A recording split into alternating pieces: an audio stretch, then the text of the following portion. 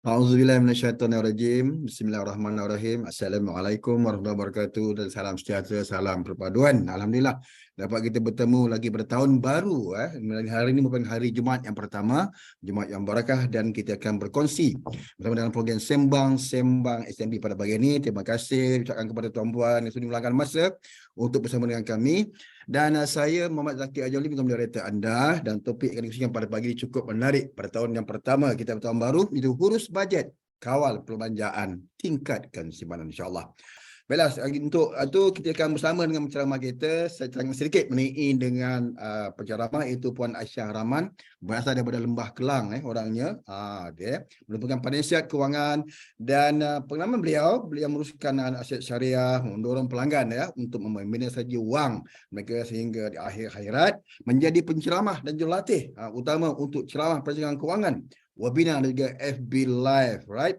Dan pengalaman kerja beliau pernah bertugas di Spencer Azizul Advertising, dan juga bertugas juga di Asia Berhad, juga di Asia X Berhad, merupakan penolong naib presiden di perbankan perdana di OCBC Bank, dan juga pernah bertugas juga di Public Mutual Berhad, di Alliance General Insurance Berhad, dan merupakan penasihat kewangan Islamik di Harveston Financial Group. Wow, cukup hebat. Dan bersama kita pada pagi ini ialah Puan Aisyah. Assalamualaikum Puan Aisyah, apa khabar agaknya di sana?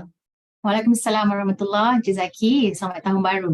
Selamat tahun baru kita tu dia. Ni dia minggu yang pertama dalam tahun baru, Jumaat yang pertama kita bersama dengan Puan Aisyah. Baiklah Puan Aisyah, nampaknya pada peserta kita ramai pada pagi ini. Alhamdulillah, teruskan untuk mewawarkan keberanakan anda dan akan bersama dengan Puan Aisyah Rahman yang akan kita berkongsi mengenai dengan urus bajet. Awal tahun ni urus bajet dan kawal perbelanjaan, bagaimana nak tingkatkan simpanan. Silakan Puan. Okey, insyaAllah. Assalamualaikum warahmatullahi wabarakatuh. Nama saya Aisyah. Sebelum kita mulakan, saya ingin kongsi sedikit video. Silakan.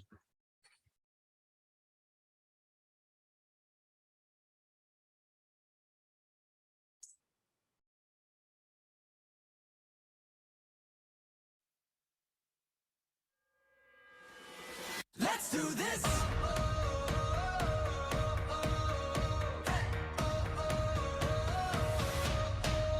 Are you ready for a comeback?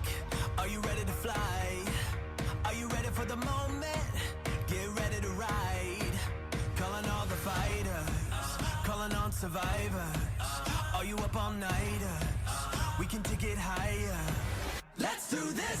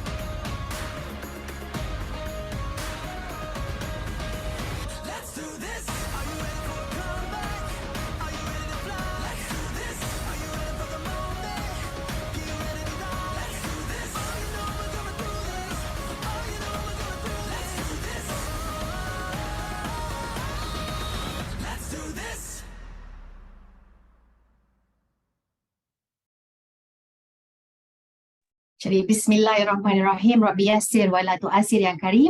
Sedikit sebanyak tentang saya di dalam our short video. Jadi tuan-puan, tanpa melengahkan masa pada hari ini, saya ingin kongsikan topik pertama untuk tahun ini. Mari kita sama-sama reset. Ya, sebab first Friday of the year, minggu pertama tahun baru, kita nak bincangkan tentang urus bajet, kawal perbelanjaan, dan kemudian kita tingkatkan simpanan. Nah, sedikit sebanyak, saya adalah Aisyah Rahman, seorang perancang kewangan bertauliah di Malaysia, di mana dekat Malaysia sekarang pada ketika ini saya baru cek ada 1,452 orang macam saya. Jadi kita akan terus dan menerus bekerjasama dengan ESNB dan pelbagai pihak untuk terus terapkan celik kewangan dalam rakyat. Okey, insyaAllah. Seterusnya, tuan-puan, kenapa kita perlu buat bajet ni? Bajet ni boleh datang dalam banyak cara. Tapi sebelum tu saya nak tekankan perbezaan dua perkara dalam bajet. Ramai orang sangka bajet ni dia bersangkut paut dengan pendapatan kita. Jadi tak adil lah kalau kita kata orang kena buat bajet untuk orang yang bergaji sahaja. Tidak, kerana suri rumah pun patut buat bajet. Alright, jadi ada dua perkara dekat sini. Pendapatan adalah apa yang kita dapat daripada penggajian, daripada nafkah, buat side income, jual produk dan sebagainya. Itu adalah penggajian atau pendapatan dari komisen dan sebagainya. Tetapi ramai orang terlepas pandang pengurusan kewangan. Dapat duit satu perkara, kemudian cara kita belanja duit itu adalah perkara yang kedua, dan langkah yang paling penting adalah menguruskan kewangan. Sebab apa? Kalau kita tak bagi tahu duit kita nak pergi mana, duit tu kebarangkalian akan pergi mana-mana sahaja. Sebab tu bajet ni tujuan utama dia adalah untuk bagi tahu duit kita nak pergi mana. Saya bagi contoh tuan-puan, bayangkan kita bawa kereta. Kita bawa kereta, kita mesti ada arah tuju. Ada ke orang yang bawa kereta, dia drive je satu hari. Kalau bawa Grab pun, kena ada tujuan dia, betul tak? Untuk kita pilih point A to point B. Macam tu juga dengan kewangan kita, kita kena bagi tahu dia, okey, duit ni nak pergi mana, nak pergi mana, nak pergi mana. Cukup atau tidak? Sebab saya dah jumpa 3 jenis profil klien. Profil yang pertama adalah gaji masuk banyak ni, komitmen banyak ni. Jadi ada ruang baki. Baki buat apa? Profil yang kedua yang saya jumpa adalah gaji banyak ni, kemudian dia punya komitmen pun banyak ni. Bila tolak masuk, keluar sama rata, tak ada baki. Dan profil yang ketiga adalah profil yang kita perlu berhati-hati, di mana komitmen banyak ni, gaji banyak ni. Jadi apa dekat sini? Tak cukup lah. Bila tak cukup, apa akan jadi? Terjerumuslah seseorang dalam jerat hutang.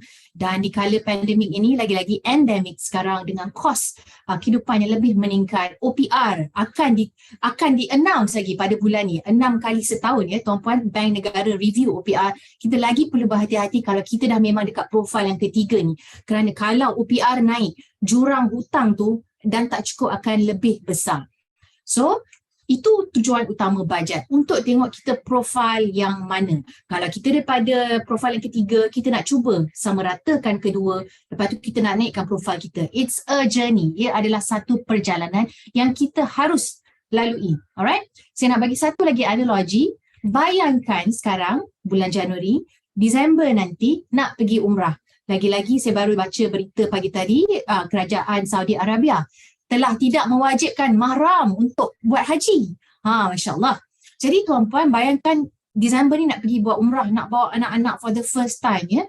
Apa yang kita, kalau logically, apa yang kita akan buat sekarang pada bulan Januari? Mestilah apa yang kita akan buat, kita akan mula menabung dari sekarang. Sedikit, dah mula survey nak ambil travel agency yang mana. Supaya eventually bulan Disember nanti, kita dapat menunaikan umrah. Inilah tujuan bajet, kalau saya bagi satu contoh, supaya kita tahu destinasi kita nak ke mana, duit berapa banyak nak pakai, berapa cepat atau berapa lambat nak ke situ. Itulah tujuan utama bajet. Nah, cara kita nak bina bajet macam mana? Step yang pertama adalah, kita pertama kena kenali jenis-jenis perbelanjaan. Now, ada 2 jenis perbelanjaan tuan-puan. Perbelanjaan yang pertama adalah perbelanjaan yang tetap. Contoh apa tuan-puan? Contoh barang dapur, sewa, pinjaman kereta, segala pinjaman semua wajib, betul? Jadi itu adalah perbelanjaan yang tetap. Makanan, duit belanja anak-anak, elektrik, minyak, itu semua tetap kerana kita menggunakan semua ni setiap hari. Dan perbelanjaan yang kedua adalah perbelanjaan berkala, variable. Contoh apa tuan-puan? Yang saya paling takut sekali, hari raya. Hari raya, kebanyakan klien saya bila saya tanya berapa you spend raya agaknya. Oh, tak tahulah. Bila tak tahu, itu adalah masalah. Sebab apa? Kita dah 2 tahun raya dekat rumah. So, sejak tahun 2022, saya perasan dalam among klien saya, perbelanjaan raya dia luar biasa. Sebab nak kodok 2 tahun tak raya. Duit raya, bagi lebih baju raya dan segalanya. Ada juga orang yang travel ya waktu raya sebab dia malas nak buat open house. Jadi, perbelanjaan berkala ni selalunya punca-punca kebocoran, dan dia akan terus bocor tuan-puan bila kita tak aware, kita tak perasan kita belanja duit tu. So contoh-contoh perbelanjaan berkala adalah seperti hari raya, takaful kereta, apa lagi, takaful kebakaran rumah, baju raya, servis kereta. Kadang-kadang bagi mereka yang punya anak-anak ya, kadang-kadang kena bayar deposit sekolah. Saya perasan tahun ni, bulan Januari, ramai ibu bapa macam sesak. Sebab apa? Persekolahan baru dah mula, kena bayar deposit sekolah. Walaupun bayaran bulanan tadika mungkin dalam 500 hingga 1000, tapi dia punya deposit tu kadang-kadang boleh bercecah ribu-ribuan. Jadi kita nak mula identify, mula nak tengok perbelanjaan berkala ni mana yang kita terlepas pandang. Sebab bila terlepas pandang, itulah dia akan jadi punca kebocoran. Now, teknik yang kedua yang saya nak ajar adalah lepas kita dah tahu, kita dah list down ya semua jenis perbelanjaan tetap dan berkala, fixed and variable, kita nak bina kalender kewangan. Especially untuk perbelanjaan berkala, dia tak akan jadi setiap bulan. Dia akan jadi kadang-kadang. Contoh bulan-bulan yang paling orang takut, bulan Mac tahun ni, kaum hawa nak start bayar fidyah kalau tak sempat qada. Bulan April, okey, mungkin kita akan terbabas pergi belanja dekat bazar Ramadan. Bulan April ni adalah hari raya. So 3 bulan ni mungkin akan ada kebocoran kewangan yang sangat tinggi. Kemudian hujung tahun akan ada cuti sekolah, pun akan another punca kebocoran. Jadi kita nak mula bina kalender kewangan ni macam mana tuan-puan? Kita buat daripada bulan Januari, Februari sehinggalah Disember, list down item by item. Kita boleh gunakan benda-benda basic tuan-puan. Tak perlu berbelanja pun untuk buat kalender. Kita boleh pakai buku sekolah anak-anak yang tak pakai. Contoh, kertas A4. Atau saya punya favourite sendiri adalah saya suka guna benda yang sentiasa ada dekat tangan, iaitu handphone. Saya akan gunakan Google Sheet. Ya, Microsoft Excel tu dah ada dalam Google Cloud, jadi kita panggil Google Sheet. Kita boleh track hari-hari. Kadang-kadang bagi mereka yang bekerja, bagi mereka yang duduk di rumah, yang jaga anak dan sebagainya sibuk. Jadi tak perlulah nak key in detail sangat. Kita boleh buat anggaran, tapi kita perlu track. Sebab bila kita dah track, baru kita nampak sebenarnya perbelanjaan tetap kita mungkin 3,000. Tetapi perbelanjaan berkala kita, bila kita buat anggaran bulanan, alamak lagi 1,000. Situlah jadi kebocoran. Jadi kebocoran yang kita nak mula tampal sikit-sikit. Saya nak kongsikan ketika tahun 2015, ketika saya berhenti kerja ya di bank, saya mula buat bina kalender kewangan. Itu pertama kali dalam hidup saya ada kalender kewangan. Sebab nak berhenti kerja, dah tak nak kerja bank. So daripada situ alhamdulillah sampai sekarang saya masih bina kalender kewangan, dah naik tarafkan. Kemudian saya buat juga untuk bisnes. Sebab kita kena tahu duit kita pergi mana. Alright? Now, ini adalah langkah untuk kita kawal perbelanjaan. Yang pertama, kita kena kenal pasti bocor. Ramai klien baru saya, especially pada tahun 2022 ya, mereka tak perasan kenapa diorang ada banyak duit short. Dan bila duit diorang short akan jadi satu rutin, satu rentak atau pattern di mana bila duit short dia akan mula swipe credit card. Dan bila dia swipe credit card, apa jadi ialah diorang tak bayar balik apa yang diorang belanja dengan sepenuhnya. Dia bayar minimum dan bayaran minima kredit kad hanya adalah 5% daripada perbelanjaan yang tertunggak tu. Jadi dekat sini akan jadi lebih jurang kebocoran sebab apa? Kadar pinjaman kad kredit adalah 1.5% sebulan sama dengan 18% setahun. Dividen yang kita dapat pun baru 4.6. Macam mana kita nak kejar dengan hutang kita? Jadi kebocoran ni selalunya datang dari dua sebab. Satu, komitmen lebih tinggi dari perbelanjaan daripada gaji, ataupun kedua bagi mereka yang masih terkesan dengan COVID di mana anda hilang punca pendapatan. Nasihat saya di sini adalah tuan-puan, kita akan diduga di dalam kemampuan kita whether kita percaya atau tidak. Right? Kalau kita hilang sumber utama hidup kita iaitu penggajian daripada kerjaya, sekarang ni terlampau banyak peluang untuk kita bangkit balik. Kita boleh buat benda basic. Grab, kita boleh jual macam-macam produk MLM yang halal, yang sah dan macam-macam lagi kita boleh cuba tuan-puan. Janganlah guna kejatuhan itu sebagai alasan untuk terus jatuh dan jatuh dan jatuh. Lagi-lagi untuk kaum ibu bapa yang mempunyai anak-anak yang sedang melihat. Diorang tengah tengok kita sebagai ibu bapa. Kita kena terus bangkit dan berjuang. Jadi di sini, kenal pasti kebocoran anda. Sebab apa? Saya nak bagi teguran lagi sekali. OPR, interest rate OPR ya, yang dikawal selia oleh Bank Negara akan direview pada bulan ini. Selalunya tarikh dia dalam 20 hingga 30 hari bulan. Jadi saya tak pasti, tarikh dia boleh check.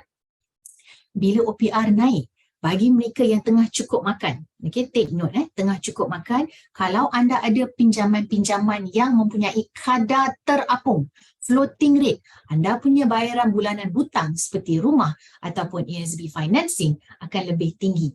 Kalau asalnya gaji memang tengah cukup-cukup makan, OPR naik, anda akan jadi profil yang ketiga saya cakap tadi, di mana komitmen lebih tinggi dari gaji. Datanglah kat sini kebocoran, iaitu hutang. Jadi hati-hati. Alright? Bila kita dah kenal pasti kebocoran, kita nak mula tampal, dia macam baldi yang bocor tu kan, kita nak tampal sikit. Dan penampalan kebocoran ini memerlukan masa. Jadi be kind to yourself.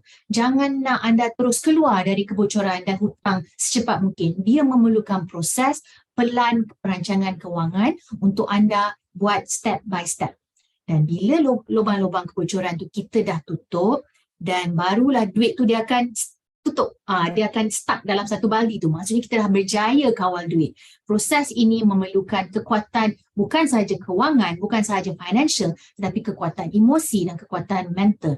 Teguran saya, bekerjasamalah dengan pihak-pihak yang tertentu untuk bantu anda kenal pasti bocor, kemudian kawal duit. Alright? Now, topik yang sedang hangat di social media tak lain tak bukan ASB ataupun ASB financing. Mana lebih baik? Di sini saya nak bagi tahu ASB tak ada salah apanya tuan-puan.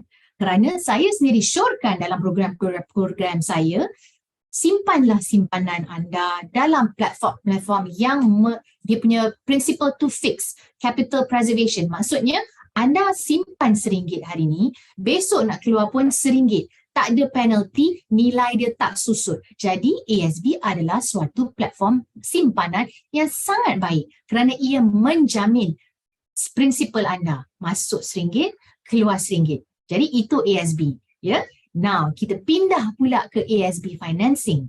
Soalan saya kepada semua orang yang mempunyai ASB financing.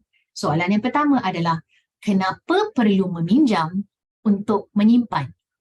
Dan soalan ini saya nak tuan-puan tanya diri sendiri. Okey? Poin yang kedua saya nak sampaikan adalah bila anda mengambil apa-apa pinjaman, baik personal financing, baik rumah, baik kereta, baik credit card ataupun ASB financing, ikut kemampuan. Saya sendiri seorang banker dulu, saya sendiri pun pengguna bank. Kita pergi bank, kita mungkin nak buat urusan lain, apa akan jadi? Banker akan approach. Puan nak credit card? Puan, kami ada produk A, produk B, produk C, produk D. Kekuatan kita terletak di dalam ilmu yang kita ada. Just because bank tu datang untuk promote produk dia, kita tak semestinya perlu terjerumus dalam produk-produk yang mereka syorkan. Kerana itu adalah tugasan mereka untuk menjual produk-produk perbankan. Right? Jadi ASB financing ni, soalan saya lagi satu. Poin saya adalah, kalau nak ambillah di dalam kemampuan. Jangan ambil nilai yang sangat besar, tempoh yang sangat panjang. Mungkin ia di luar kemampuan. Dan jangan tergoda dengan skrip-skrip. Puan boleh bayar pulangan pinjaman ASB financing ni pada tahun pertama, tahun seterusnya guna dividen.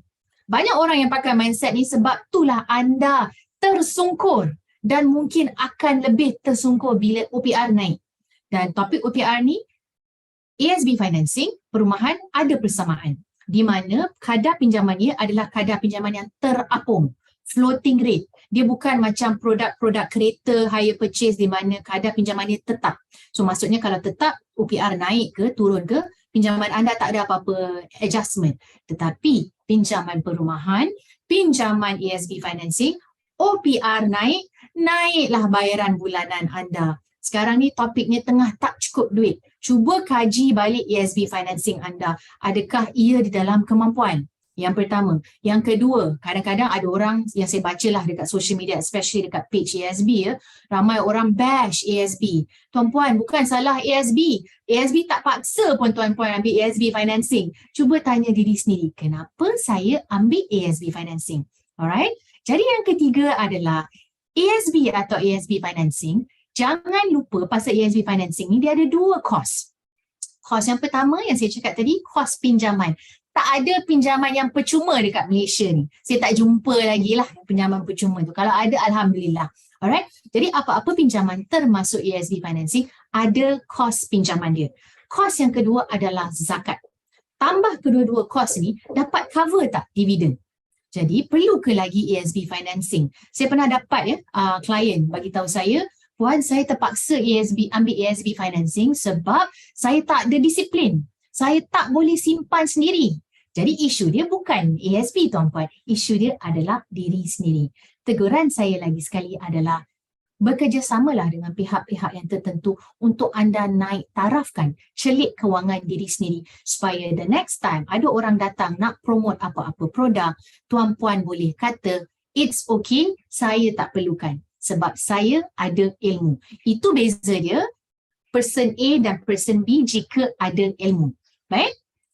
Alright, jadi tuan-puan, tips-tips terusnya dalam bajet yang saya nak ingatkan, jangan terlepas pandang 6 perkara. Of course ada banyak lagi, cuma saya nak ketengahkan 6 perkara ini.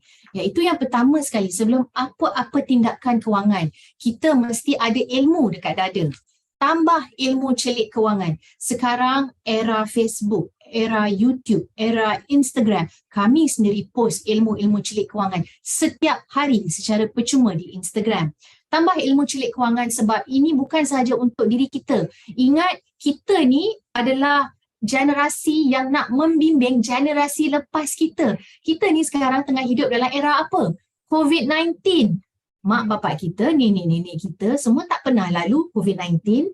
World War, peperangan antara Russia dan Ukraine. Dia tak lalu lagi kadar inflasi yang sangat tinggi. OPR akan terus naik. Dan seterusnya, kita nak jadi pembimbing untuk anak-anak. Kerana anak-anak zaman sekarang dah diterapkan dengan penggunaan digital, gadget. Diorang sendiri boleh belajar dari YouTube. Malulah kita kalau mak bapak ni tak celik, tak boleh nak bimbing dia. Kita nak jadi contoh. Kedua adalah kawal hutang jahat. Selalunya hutang-hutang jahat ini adalah pinjaman yang mempunyai kadar pinjaman 2 angka. Contoh, credit card. Credit card kalau kita tak bayar, kalau saya tengok anggaran setahun 18%. Jadi itu hutang yang pertama. Saya juga pernah jumpa ramai staf kerajaan yang ambil personal financing, pinjaman peribadi dengan kadar pinjaman yang pakai floating rate. Soalan saya di sini, jika tuan-puan ada pinjaman peribadi floating rate, tengok balik. Sebab setiap kali OPR naik, kalau anda ada pinjaman peribadi yang pakai floating rate, naiklah installment anda. Lagi naik. Apa je baki yang tinggal tuan-puan? Seterusnya adalah zakat. Saya nak bagi tahu kat sini, antara bersedekah dan zakat, mana datang dahulu? Jangan campur aduk dua ni. Jangan campur aduk zakat nak sedekah. Zakat adalah zakat. Zakat adalah terkandung di dalam 5 rukun Islam. Dari 5 rukun Islam ni adalah kita punya asas kehidupan. Jaga 5 rukun Islam ni, Allah jaga kita. Percaya atau tidak, berpeganglah pada itu. Jadi zakat dahulu sebelum bersedekah. Ya. Seterusnya, potong langganan yang tidak perlu. Saya tak boleh nak cakap brand-brand tu, tapi saya sendiri dah terjerumus. Kurang celik lah. Itulah sangkut paut dengan ilmu. Saya bagi contoh, tuan-puan ambil langganan sesetengah produk-produk kat luar sana, bayar 100 sebulan. Right? 100 sebulan dah 1,200 setahun. 10 tahun dah 12,000. 12,000 tu lebih elok untuk bayar langganan atau lebih elok untuk menyimpan dan nikmati kuasa kompang. Pilih dan tambahlah ilmu. Okey. Seterusnya, apa jenis-jenis langganan yang tak perlu? Sesetengah orang pergi ambil gym membership. Perlu atau tidak? Workoutnya pun sebulan sekali. Mungkin boleh workout kat rumah. Jadi kaji semula produk-produk yang tidak perlu. Memang kalau kita rasa, alah ni sikit RM15 potong ni sikit 100, ni potong 50 sikit. Sikit-sikit lama-lama jadi bukit tuan-puan. Memang klise, tapi itulah caranya untuk kita kontrol kewangan kita. Itulah punca bajet. Kuasa bajet, kita akan teliti setiap item by item. Okey, ni perlu, tak perlu, buang. Dan lebihan itulah kita simpan. Lebihan itu kita melabur. Seterusnya, simpanan harus mencukupi. Dalam semua workshop saya sentiasa beri peringatan. At least ada 3 bulan hingga 12 bulan kadar simpanan yang sama rata dengan perbelanjaan kita. Kenapa bukan kena sama rata dengan gaji? Sebab setengah orang yang gaji dia lagi rendah, perbelanjaan lagi tinggi. Sebab itulah simpanan kita kena match apa yang lagi tinggi tu. Kalau perbelanjaan kita lagi tinggi, match 3 hingga 12 bulan. Kalau gaji kita lagi tinggi daripada perbelanjaan, bagus. Match gaji 3 hingga 12 bulan. Jadi dia tak fix ya tuan-puan. Tengok mana yang lagi tinggi. Simpanan itu asas. Kena ada. Seterusnya, kita duk cakap pasal nak compound, ASB financing, kita duk cakap pasal nak melabur sana sini lah, macam-macam lah ya. Tapi perancangan pusaka dah buat ke belum? Okay, baru bulan lepas, 2 kes pusaka saya tengah tolong bantu uruskan. Sebab apa? Mereka berdua yang baru meninggal ni, waris-warisnya tak tahu apa-apa. Bila tengok basic-basic benda seperti buat penama, buat hibah, tak buat. Tapi duit banyak ni. Jadi saya nak tanya tuan-puan, macam mana dengan perancangan pusaka tuan-puan? Jangan duk cakap hibah dah ada. Hibah tu hanyalah untuk agihkan setengah benda sahaja. Tak semua benda boleh hibah. Okey, jadi saya yakin yang mereka yang tengah tonton sekarang adalah pengguna-pengguna produk ASB. Dah buat penama atau dah buat hibah? Kalau dah, Alhamdulillah. Kalau belum, tunggu apa lagi? Dan itu baru dari produk ASB. Produk-produk lain, benda-benda milik anda seperti kereta, rumah, anak-anak, hutang. Bila nak bina start perancangan pusaka? Jangan kata anda masih muda. Umur tidak menggarantikan, maaf campur pula bahasa, umur tidak menggarantikan anda dapat hidup sampai 80. Kadang-kadang ramai je orang keliling saya, baik saya dah meninggal. Okay, jangan, so don't take your life for granted. Our days are numbered tuan-puan. Maksudnya hidup kita dia ada kadar-kadar tetap, hari-hari yang tertentu. Mungkin besok, mungkin lusa, wallahualam. Ambil tindakan sekarang. Jangan leka. Alright. Jadi selepas asas tadi kita dah jaga 6. Ada banyak lagi lah ya yang saya boleh sampaikan. Tapi bila asas tu kita dah jaga, now kita boleh cakap pasal topik pelaburan. Tapi syarat-syarat melabur, saya nak tekankan 3 saja untuk webinar ini. Yang pertama adalah hanya melabur jika anda dah ada simpanan yang sama dengan perbelanjaan atau gaji yang mana lebih tinggi sebanyak 3 hingga 12 bulan.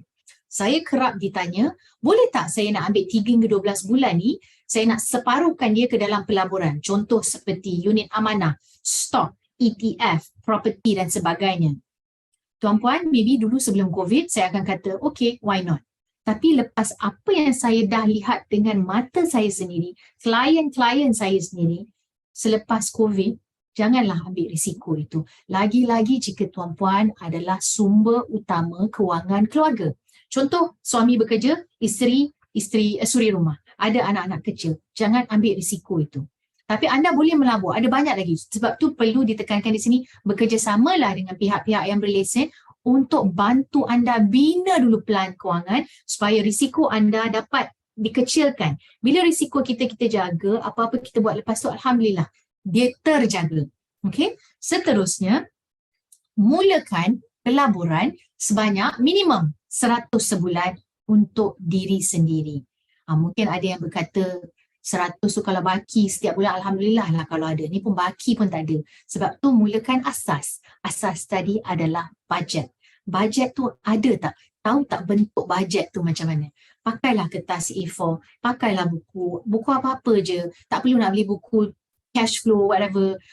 Pakai duit. Kita nak jimatkan kos yang paling basic, pakailah Google Sheet. Alright? Supaya kita lebih peka dan terus peka. Now, pelaburan RM100 ni kita nak buat tolakan tetap setiap bulan. Tak perlu berhutang tuan-puan. Itu kembali kepada soalan asal saya tadi. Kenapa kena berhutang untuk menyimpan? Renung-renungkan. Alright? Bila kita dah mulakan pelaburan 100 sebulan untuk diri sendiri, itu untuk diri sendiri. Itu untuk hari tua kita. Okay? Jangan lupa ni anak-anak kat belakang yang kecil-kecil ni, yang tengah tengok mami daddy dia ni. Mulakan pelaburan untuk duit raya anak-anak. Nah tuan-puan, duit raya anak-anak mungkin sikit sini, duit birthday, duit patah gigi, apa-apa je lah duit hadiah kita dapat daripada our environment, our family. Jadi ambil lah duit raya anak-anak ni, saya nak syorkan janganlah letak dalam bank. Boleh tak? Ada setengah parents kan dia macam sweet sangat. Apa yang dia buat? Dia ambil duit raya anak-anak ni, dia simpan dalam bank, dia buat joint name. Mum dengan anak joint name. tahu tak kadar dividen bank berapa? Zakat pun tak lepas tuan-puan, ya Allah. Jadi ambil lah duit rakyat anak-anak ni. Benda basic yang pertama, mula register haji untuk dia. Itu wajib. Ingat rukun Islam, jaga rukun Islam, jaga rukun Islam kita, jaga rukun Islam anak-anak. Kedua, simpanlah dalam dana-dana ASB contohnya untuk dia punya education suatu hari nanti. Tuan-puan mungkin akan kata PTPTN kan ada. Tapi saya nak tanya balik, berapa ramai orang yang tengah tune in sekarang ni tak bayar lagi PTPTN dia, tak buat lagi standing instruction, lari daripada PTPTN. Ini tegurannya sebab kita dah pandai pinjam untuk belajar, jagalah keberkatan belajar tu. Orang lain pun nak masuk belajar juga. Tapi macam mana PTPTN nak kembangkan duit dia kalau orang yang pinjam tak bayar balik? Alright, jaga keberkatannya tuan-puan. Jadi ingat, dua perkara dekat sini, jangan lupa dua benda. Hanya mula melabur bila anda dah ada simpanan yang cukup. Dan saya nak tambah lagi satu selain daripada simpanan, kena ada plan medical sendiri. Bagi mereka yang selalu bagi alasan macam ni, tak apa, company kan ada. Kalau tu company anda, saya okey. Tapi kalau tu company orang lain, anda hanya adalah pekerja, tolonglah ada plan medical sendiri. Bagi staf-staf kerajaan, ya memang hospital kerajaan ada, tapi kalau anda kena cancer stage 1, stage 2, anda tahu tak kerajaan tak layan. Ini apa pengalaman klien saya sendiri ya. Jadi kalau ada hospital yang layan, yang terus admit anda, Alhamdulillah. Jadi kena jaga risiko. Dan risiko terbesar kita adalah dua perkara, hari tua dan kesihatan. Sebab tu kita kena mula melabur dari sekarang untuk diri sendiri dan kemudian untuk anak-anak. Dan jaga pusaka sebab kita melabur ni untuk mereka, untuk pelangsungan hidup mereka, kita mungkin akan meninggal sebelum mereka 18 tahun. Macam mana dengan harta diorang? Nak sambung hidup, lagi-lagi isteri yang kat rumah, isteri suri rumah. Jaga semua ni ya.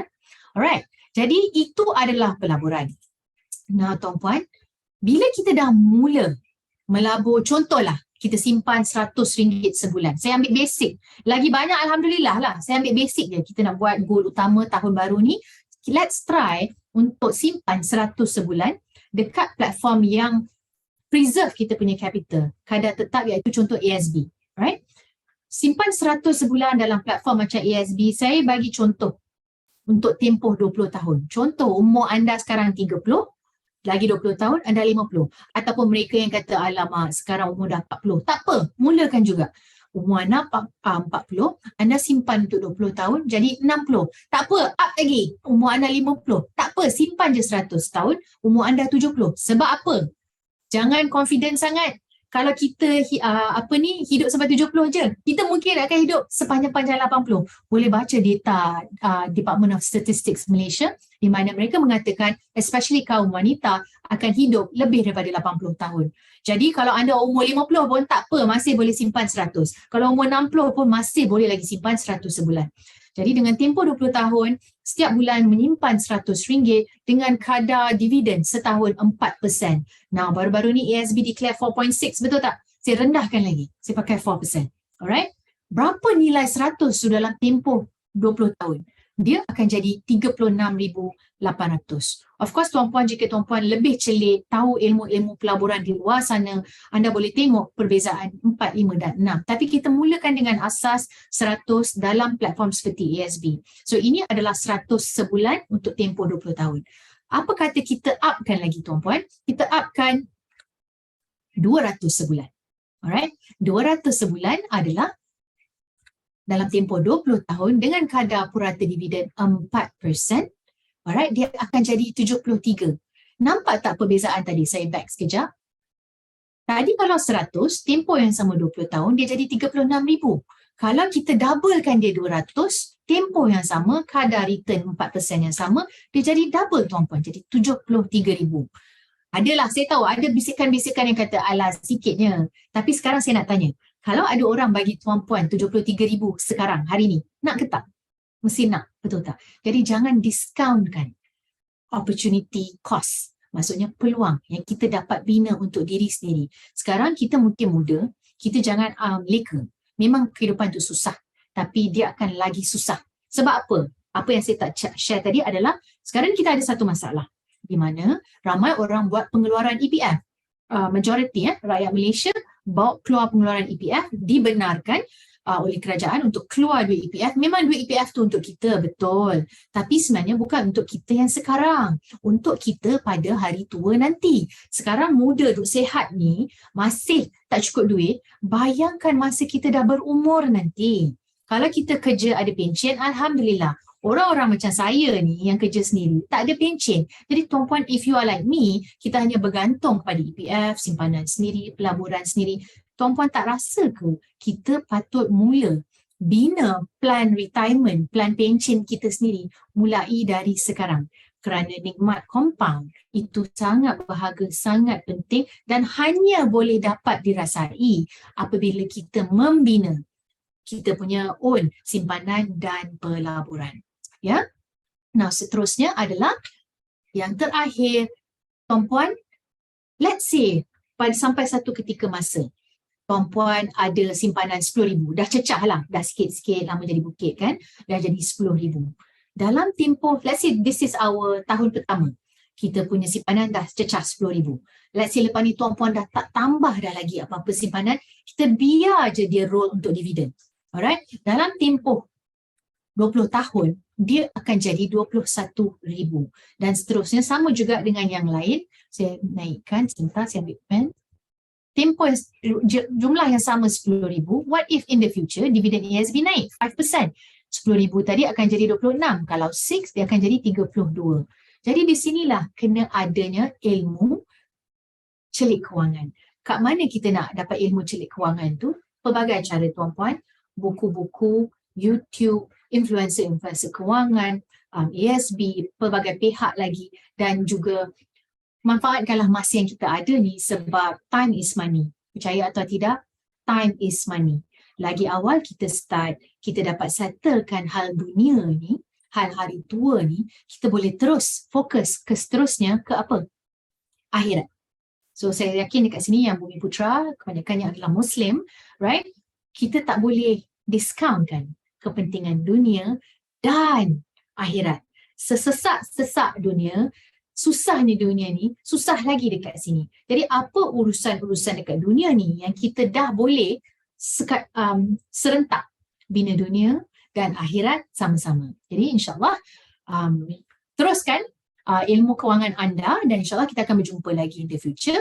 Boleh follow kami di Instagram dan our website di mana kami akan terus berkongsi ilmu-ilmu financial literacy untuk penambahbaikan diri anda dan juga diri saya sendiri insyaAllah. Teruskan untuk mengimbas QR code untuk melayakkan anda menerima e-sijil penyertaan. Okey, pada pagi ini tahun yang pertama ni kita dapat sijil untuk anda menyertai program Sembang-Sembang Membina pada pagi ini. Alright. Sambil-sambil anda melengkapkan butiran, saya pergi kembali pula bersama dengan Puan Aisyah. Kita melihat soalan-soalan yang cuba dimukakan oleh rakan-rakan kita, pendengar kita di ruangan chat. Okey, saya pergi pada soalan yang pertama, datangnya daripada mungkin saudara-saudari DSH. Wah, ringkas saja. DSH. Mungkin Datuk Seri ke? Okey. Alright, soalannya bertanya, salam Puan. Okey, sekiranya housing loan LPPSA, ini nama Lembaga Pembiayaan Perumahan Sektor Awam lah ya, LPPSA, adakah akan berterkesan dengan OPR? Silakan Puan. Okay, Waalaikumsalam DSH. Jadi LPPSA setahu saya ia adalah kadar pinjaman tetap 4%. Jadi boleh rujuk semula agreement perumahan untuk kaji semula kadar pinjaman dia. Tapi setahu saya LPPSA adalah 4%. Jadi kalau ia adalah kadar pinjaman tetap, OPR naik atau OPR turun di kala pandemik kan, OPR turun sangat-sangat 1.75%, anda tetap akan bayar 4% kadar pinjaman. Okey, itu jawapan Puan. DSA, saya harapkan anda bersetuju dengan jawapan yang diberikan oleh Puan Aisyah. Itu jelas sekali. Okey, kita pergi pada soalan yang kedua pula Puan. Kita ambil daripada Facebook lah ni. Facebook daripada Hafiz Mustafa. Okey, dia kata ini soalan yang cukup menarik. Adakah melabur dalam ESB sekarang relevan atau tidak Puan? Silakan. Okay, baik. Jadi Encik Hafiz, saya faham anda mungkin frustrated a little bit lah, 4.6% kan, sebab kita dah biasa dengan dividen yang sangat tinggi. Tapi kita kena peka dengan peredaran ekonomi. Saya yakin pihak ESB mesti nak bagi dividen lagi tinggi. Tapi disebabkan peredaran ekonomi dan anda kena kaji di mana ASB labur duit mereka, duit anda semua. Kaji 10 kaunter utama saham yang ASB invest dan kaji apa jadi dekat company-company itu. Sebab itulah hasilnya 4.6% dividen. Jadi relevan atau tidak, bagi saya ASB adalah platform yang sangat sesuai untuk menyimpan cash. Okey, simpanan. Sebab apa? Kadar pokok dia tetap. Kita masuk RM1 hari ni, besok nilai dia tak susut. Ada emergency nak kena guna, nak bayar renovation ke apa, RM1 lah keluar. Alright, dan kalau saya tengok balik kajian bajet 2023 sebelum kerajaan yang baru, mereka nak naikkan kadar limit ASB kepada RM300,000. Jadi kita nantikan bajet announcement bulan Februari lepas Chinese New Year. Now, menyimpan dalam ASB masih relevan. Itu jawapan saya. Jangan lupa zakat. Tapi di sini datangnya soalan ASB financing. Ada tak orang tanya soalan ASB financing? Ada Puan, ada daripada Gopal Gupta. Mr. Gopal bertanya, relevan ke SBF lagi ni dengan masa yang akan datang? Ada berkait nampaknya ni. Dia berkait. Jadi ASB, Gopal dan Cik Hafiz, ASB simpan, yes, kena. Sebab kita semua kena ada simpanan. Kalau tak simpan kat ASB, nak simpan kat mana? Of course ada platform-platform yang lain. Jadi pastikan ia adalah platform yang tidak susutkan capital anda. Sebab itu namanya simpanan. Alright. Now ASB financing. Teguran saya dekat sini, adakah ia dalam kemampuan anda? Perlu ke anda meminjam untuk menyimpan? Yang saya perasan ramai orang ambil pinjaman ASB maksimum terus. 200,000. 30 tahun terus, 35 tahun. Bila saya tengok bayaran bulanan, macam bayaran tadika, macam bayaran rumah. Perlu ke? Ya, memang anda akan ada dalam tempoh lock-in period. Dah habis belum lock-in period tu? Dividen baru announce. Kaji semula atau bekerjasama dengan pihak-pihak tertentu untuk kaji semula anda patut ambil atau tidak. Sebab jawapan dia tidak sesemudah patut atau tak patut. Sebab saya pernah berjumpa dengan individu yang memang kena ada ASB financing. Sebab alasan beliau adalah dia tak disiplin. Dia tak yakin dengan diri dia. Dia kata kalau dia simpan sendiri nilai sama yang dicarum untuk ASB financing tu, kalau dia simpan sendiri, dia kata dia boleh ambil duit tu. Saya faham. Jadi mungkin setengah orang psychologically perlukan ASB financing. Jadi kena teliti lah yang saya cakap awal-awal tadi, ada dua kos. Kos yang pertama adalah kos pinjaman. Kos kedua adalah zakat. Ya, so kalau boleh naik tarafkan ilmu anda, mungkin nilai yang sama kita carum tu, kita save sendiri. Supaya kat situ kita dah buang satu kos, iaitu kos kadar pinjaman. Kita hanya fokus dekat zakat sahaja. Dan mungkin tahun ni 4.6% tuan-puan. Tapi kita tak tahu tahun depan. Economists in the world bagi tahu ya, tahun ni 2/3 negara dekat dunia akan gawat. So bersedialah kalau ASB punya dividen pun maintain ataupun lebih rendah. Tetapi jangan discount the possibility of dividen naik balik. Bila lepas gawat, ekonomi mula rancak semula, dividen pun akan rancak balik lah. Janganlah tengok benda ni short term. Kita kena tengok long term. Kita menyimpan bukan je untuk hari ni atau besok. Kita menyimpan untuk sampai hari tua. So have a more long term view tuan-puan. Didiklah diri anda untuk tengok sesuatu itu dengan term yang lebih panjang. Jangan duk macam tu. Bila kita tengok macam tu, kita frust. Tapi bila kita extend our view, mungkin kita akan lebih, bila kita tengok situation tu, kita akan lebih, orang kata husnuzon, gitu. Ya, tu dia Cik Hafiz dan juga Mr. Gopal lah jawapan daripada Puan Aisyah. Tu dia, kita menyimpan untuk long term. Alright, kita pergi lagi sekali apa ni Puan Aisyah dan kalau dalam kita punya FB Live. Datanya daripada Amir. Cik Amir Khairi, contohlah Puan kita ada saving sebanyak 100k ni di SB dan dividen diberikan kata contohnya 5%. Tolak zakat 2.5%. Jadi untung ke kita 25% ke? Betul tak begitu? Silakan Puan. Okey, bagi saya kita tengok nilai. Kalau 100,000 simpanan di ASB, 5% adalah 5,000 dividen. Dan ini kalau bukan ASB financing, ini cash 100,000, dividen kita 5,000 campur bonus whatsoever. Now, zakat is 2.5%. Kena cukup hal. Alright, cukup hal memang gross calculationnya adalah 5 tolak 2.5% sama dengan 5,000 tolak zakat 2,500, baki net anda adalah 2,500. Tetapi di sini kena take note, kita ada zakat-zakat relief. Macam saya suka gunakan Lembaga Zakat Selangor sebab saya menetap di Selangor. Saya suka gunakan website Lembaga Zakat Selangor di mana dia ada calculator dia.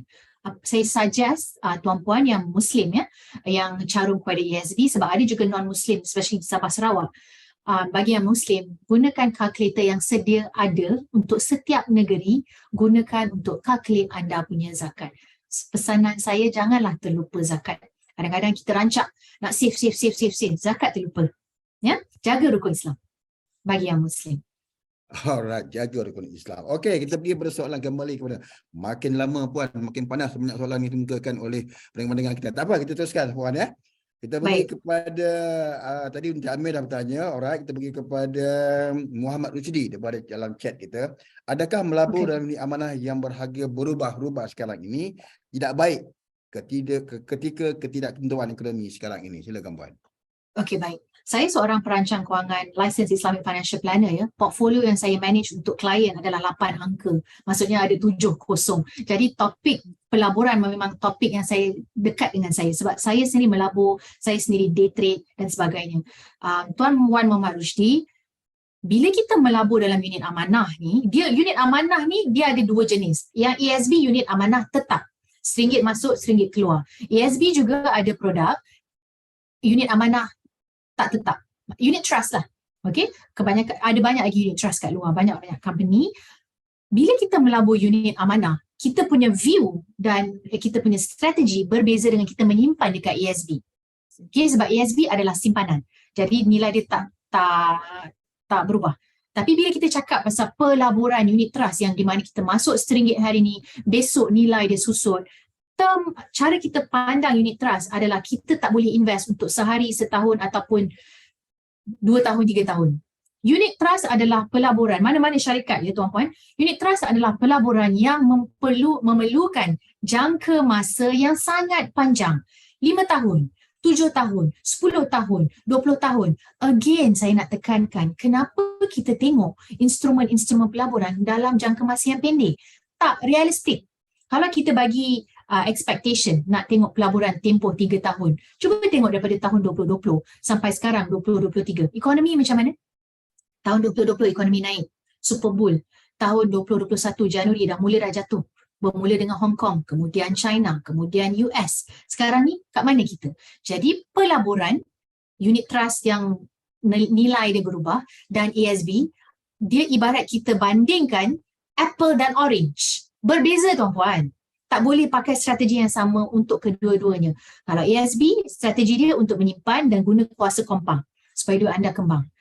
Melabur adalah untuk jauhkan lagi pemergian duit anda untuk hari yang lebih jauh, hari yang lebih tua. Sebab ingat, kalau umur kita 30, kita mungkin akan hidup sampai 80. Ada 50 tahun. Kalau kita gabungkan semua aset kita, perumahan, ESB, tabung haji, EPF, cukup ke untuk tampung retirement, hari pencen, hari tua kita? Jadi kat sini melabur dalam unit amanah yang harga berubah-ubah, baik atau tidak ketika ekonomi sekarang. Kalau tuan tanya saya memang masuklah sekarang ni. Saya akan beli bila dia tengah murah. Dan saya akan hold dan biar bila dia naik. Okay? Dan sebab saya bukan nak guna sekarang. Saya nak guna nanti. Alright? Itu dia jawapan daripada Puan Aisyah untuk saudara Wan Muhammad Rushdi. Dan kembali kepada Facebook Lizuan. Lizuan bertanyakan kenapa SCB tak ada buat penama. Dan yang ada cuba hibah saja pada pandangan puan. Kenapa tak ada penama di ASB? Silakan puan. Okey. Dekat sini sama ada penama atau hibah, bagi saya alhamdulillah ada hibah sebenarnya sebab isu faraid. Sebenarnya lah kalau tuan-puan lebih peka macam saya juga bantu klien untuk menguruskan pusaka. Banyak isu, orang selalu salah faham tanggapan dekat faraid. Dan of course kita tak cukup masa untuk cakap pasal faraid di sini. Tapi saya bersyukur ASB ada hibah kerana ia memudahkan penerima-penerima untuk terima hak mereka tanpa ada persoalan. Nah, memang susah nak buat hibah, tapi dia susah sekali. Lebih susah kalau tuan-puan meninggal, tak ada hibah, tak ada penama. Baik susah sekarang daripada kita susahkan waris kita nanti. Sebab saya dah bantu banyak klien uruskan pusaka si mati. Susah. Dah lah baru meninggal. Isteri ni tengah sedih, tengah idah. Tambah lagi hal si mati ni. Minta maaf bahasa saya mungkin teguran saya lebih kasar, tapi saya nak anda bangun sedar betapa banyaknya masalah sekarang yang ada dekat luar yang mungkin tuan-puan tak perasan. Banyak pusaka beku termasuk ASB. Jadi sila jaga benda-benda ni. Kalau ada hibah, buatlah hibah. Kalau ada penama, mana-mana aset, buatlah penama. Kita ada banyak lagi strategi boleh guna berbincang untuk discussion pusaka kat luar. Tapi sekarang ni bagi saya, kalau ada hibah, gunalah hibah. Kalau tak nak hibah, letak dalam wasiat. Dia akan keluar ikut faraid. Ada option-option lain. Jangan tengok dekat situ je. Banyak option semua lain untuk kita menyerahkan harta kita, Puan. Alright, Puan, kita pergi kepada Wan Muhammad sekali lagi. Pertanyaan ini dengan zakat. Kita tanya pada pandangan Puan lah. Pelabur SB perlu bayar zakat ke? Dan kenapa pihak SME sendiri tidak menolak zakat bagi pelabur terus memudahkan pada pelabur ASB? Silakan, Puan. Okey, baiklah. Bagi saya, bila kita dah diberi tanggungjawab untuk bayar zakat sendiri, itu adalah rezeki sebenarnya. Saya faham anda mungkin nak bandingkan dengan tabung haji. Jadi kalau lebih selesa untuk dibayarkan zakat, anda ada pilihan untuk ke tabung haji. Di sini bukan saya nak bandingkan tabung haji dan ESB kerana setengah orang ada kedua-duanya sekali. Tak salah. Adalah kedua-duanya, the more the merrier. Betul tak? So bagi saya, pertama, memang apa-apa sahaja pendapatan, emas, rental income perumahan, apa lagi, pencen, apa lagi, ASB memang kena bayar zakat. Dah dibagi tahu kita kena berzakat. Dalam rezeki kita ada rezeki orang lain. Dan kedua, kenapa pihak ASB tak terus mudahkan pelabur ASB? Wallahualam, saya bukan pihak yang terbaik untuk jawab soalan itu. Tapi bagi saya, tak apalah, kita bayarlah sendiri. Sebab with or without ASB, kita tetap kena bayar zakat. Dia tak take away tanggungjawab kita untuk bayar zakat. Okay? Okey, boleh saya tambah sikit, Puan, berkaitan dengan kenapa pelabur ASB membayar zakat. Untuk makluman, pelabur ASB bukan semuanya Islam, ya. ASB terbuka kepada semua Bumiputera, termasuklah mitra daripada negeri Sabah dan juga negeri Sarawak. Sikit tambahan untuk daripada Puan tadi lah. Okey, Puan, kita pergi kepada chat ataupun kepada FAB seterusnya, kepada Norzita Cipta. Norzita Cipta, Cipta mana ni? Okay, saya suka nak simpan duit untuk dana kecemasan katanya. Sebab selalu aja bocor, Puan. Okey ke kalau saya simpan dalam akaun simpanan emas? Pandangan Puan, silakan. Okey, emas ni harga dia tidak tetap. Emas dia akan ikut kadar emas lah. Bergantung kita masuk entry point dekat mana, kita jual dekat mana. Salah atau tidak, bagi saya lebih prefer asas 3 bulan simpanan dalam cash. Besok kalau apa-apa jadi, dia cash tu terus withdraw. Emas ni dia ada isu. Kalau kita beli contoh tinggi, okay, kita pegang baru 3 bulan, harga emas susut. Tak susut ke simpanan kita? Anda okey? Kalau okey, saya okey. Tapi bagi saya, simpanan asas 3 bulan tu, simpan dekat platform cash dan tetap. Selebihnya kot kalau macam simpanan dah 12 bulan, dah ada target lah. Dah 12 bulan, simpanan selepas tu, nak ada emas ke, nak ada tu ke, nak ada ni ke, terpulang. Tapi again, emas pun kena bayar zakat. Ya, emas pun kena bayar zakat. Okey, Cik Ta. Alright, kita pergi ke soalan seterusnya daripada chat kita. Ini dia bagi nombor je. 9441, alright. Tak soalannya. Ni mungkin soalan yang agak baik juga ni, Puan, ya. Apakah kesan? Kesan kenaikan OPR kepada peminjam ASBL. Silakan, Puan. Okey, saya nak pakai pensel ni, nampak tak? Okey, saya nak tuan-puan analogi, nampak okeylah. Sini adalah duit dalam poket kita, sini adalah OPR. Tuan-puan, mungkin tuan-puan dah ada bajet ASB financing sebulan mungkin bayar 500. Okay? Tiba-tiba OPR, which tuan-puan kena take note, setiap 2 bulan OPR Bank Negara akan review. Bulan apa? Januari, Mac, Mei, Julai, September, mana satu? November. 6 6. Okay? Setahun, boleh buka website Bank Negara untuk rujukan sebelum ni, tapi setiap tahun Bank Negara akan review OPR sebanyak 6 kali. Bulan yang pertama yang akan terjadi adalah bulan ni, sama ada sebelum atau selepas Chinese New Year. Okay? Saya tak pasti tarikh.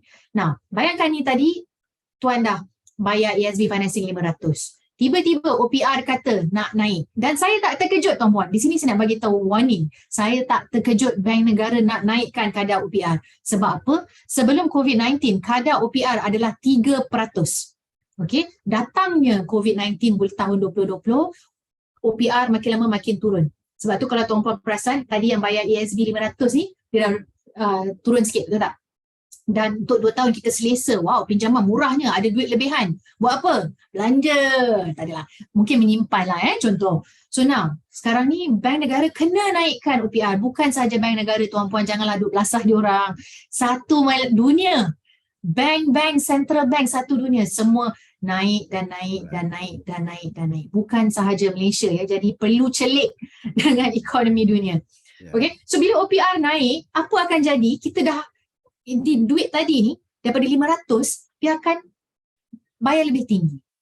Elok-elok dalam poket kita ada ekstra 200 setiap bulan lepas tolak semua komitmen. Tiba-tiba OPR naik daripada 500 jadi 600 contoh. Baki 100. Itu baru ESB financing. Rumah kalau tak ambil LPPSA, kalau ambil pinjaman biasa bank, kan kadar terapung juga naik lagi. Lala dalam poket ada berapa? Tak ada apa. Alright? So dekat sinilah kena bermulanya dengan bajet. Tengok apa perlu, apa yang boleh cancel dulu, apa yang hold dulu. Kembalilah, tak salah kita, orang kata kalau nak ikut baby punya journey, bayi, kita merangkak balik. Tak salah tuan-puan. Rendahkan diri anda, rendahkan ego anda. Bangkit balik, bina balik dan bangkit dan cuba. It's okay. Saya bagi contoh ya tuan-puan. Saya bukan nak puji diri sendiri ke apa. Saya sendiri buat perubahan daripada bawa kereta, saya bawa Vespa sekarang. Untuk sebab saya kaji bajet saya. Saya bawa Vespa pergi kerja. 5 minit lah. Satu saya jimat masa, satu saya jimat duit. Okay, 2 benda saya jimat. Jadi saya bukan ada bajet dekat kewangan, saya buat bajet masa. Apa benda yang makan masa banyak? Kalau masa, sebab for me, time is money. Apa yang saya boleh jimatkan masa, saya ganti dengan duit. Dan macam tu jugalah saya kontra. Okey tuan-puan, jadi kita nak kena rendahkan diri. Mungkin dulu kita selesa, sekarang kita mungkin kena susah sikit. Apa salahnya susah? Akhirat lagi susah. Jangan lupa. Okey, tu dah. Naik Vespa Puan. Wah, ni mesti colour orange agaknya ni kot. Kala-kala hitam. Encik Zaki, kala hitam. Okey, itu dia perkongsian yang dapat dikongsikan oleh Puan Aisyah. Okey Puan, kita dah sampai penghujung. Jadi saya sikit makluman mengenai dengan pendengar-pendengar kita menonton sembang. Untuk makluman kita setiap Jumaat. Tahun kita yang pertama, Jumaat pertama jam 10 pagi seperti ini. SMB mengadakan program SMB yang terbuka kepada umum dengan topik-topik yang lain dengan penceramah kita yang cukup menarik pada pagi ini. Cukup jelas dapat perkongsian dan mungkin ada kata-kata terakhir, kata nasihat kepada Puan Aisyah dengan pendengar kita. Silakan Puan. Okay, jadi bismillahirrahmanirrahim. Saya minta maaf kalau ada teguran saya yang kasar, tapi di sini saya nak ingatkan sebagai seorang Muslim, seorang ibu dan seorang majikan, kita tak boleh selesa. Memang kadang-kadang Allah bagi tu dugaan tu untuk membina kita, bukan untuk menjatuhkan kita. Jadi kita kena sentiasa husnuzon dengan diri sendiri dan apa yang kita tengah lalui. Jangan pernah putus asa tuan-puan, kerana kalau the minute kita putus asa, datanglah benda-benda yang datang untuk kacau kita. So always eyes on the prize, fokus, dan kalau anda perlukan apa-apa bantuan, carilah orang yang anda boleh rujuk, bekerjasamalah dengan profesional supaya anda dapat keluar daripada masalah-masalah anda, dan masalah ini ia untuk membina kita, ingat tu. Dan akhir sekali pesanan saya, sesusah-susah dunia ni, susah lagi akhirat. Ingat tu, ya, dan terapkan benda ni, jaga rukun Islam. Sekian, alhamdulillah. Terima kasih Puan Aisyah Rahman di atas perkongsian, dapat perkongsi kita pada pagi ini cukup menarik. Terima kasih sekali lagi kepada Puan Aisyah kerana sudi bersama dengan kami dalam sembang pagi pada hari ini. Dan kita harapkan Puan Aisyah di lain masa kita bertemu lagi. Mungkin ada perkongsian lain dengan malu, jangan segan bersama dengan SMB dalam sembang SMB. Dan kepada anda yang bersama kami, sekiranya berminat menganjurkan webinar secara online ataupun seminar secara fizikal kepada kita dan anda, mungkin staf anda, organisasi anda, komuniti anda di luar sana, jangan melupa segan boleh hantar email kepada kami, jemputan financial education smb@pmi.com.my, ataupun terus hubungi kami di talian 03 2050 5813 ataupun 2050 5479. Zaki dan Fauzah bersedia membantu anda untuk menganjurkan program-program webinar secara fizikal maupun webinar. Alright. Dan kepada anda teruskan Teruskan berhubung kami dalam Amanah Nasional di Twitter kami, di Facebook, di YouTube, dengan menuliskan untuk menanyakan apa jua persoalan kita dengan Amanah Saham Nasional. Sekali lagi, terima kasih kepada Puan Aisyah and the team yang sudi bersama kami pada pagi ini. Terima kasih kepada seluruh warga yang sudi mendengar dan berkongsi ilmu pada pagi ini dengan tajuk cukup menarik, iaitu urus bajet, kawal perbelanjaan, tingkatkan simpanan. Dan insya-Allah hari kata lagi bagi Pak Semi, mohon maaf di atas kekurangan berlaku sepanjang ini program dijalankan, dan semoga kita dapat berjumpa lagi di lain waktu. Jadi saya sudahi dengan wabillahi taufiq wal hidayah. Assalamualaikum warahmatullahi wabarakatuh dan terima kasih. Terima kasih Puan Aisyah. Sama-sama. Assalamualaikum warahmatullahi wabarakatuh. Waalaikumsalam warahmatullahi wabarakatuh.